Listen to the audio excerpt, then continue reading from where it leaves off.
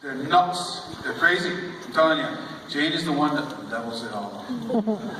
That's right. She keeps them all in line. And she also feeds us and makes it all happen.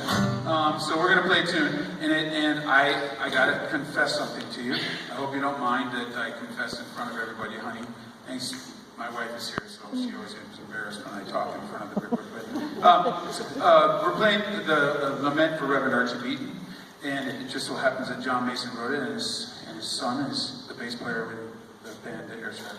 And so, so I didn't know that at the time. So now we're feeling just a little pressure. So we're going to just try to muddle through. So here we go. It's one of my absolute favorite airs of all time. So this is the Lament for Reverend Archie Beaton.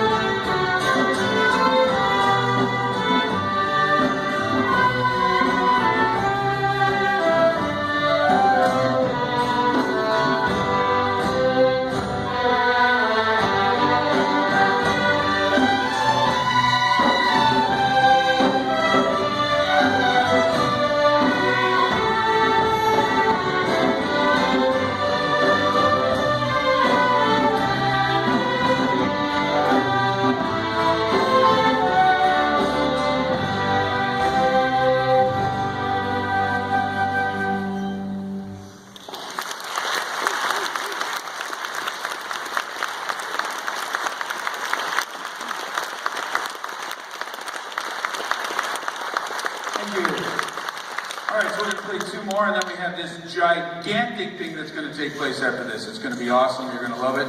I hope you like these last two. I need to really thank a couple of people before we do that. I would not have been able to do this trip if it wasn't for Courtney Aldrich. Courtney, could you stand, please? She's...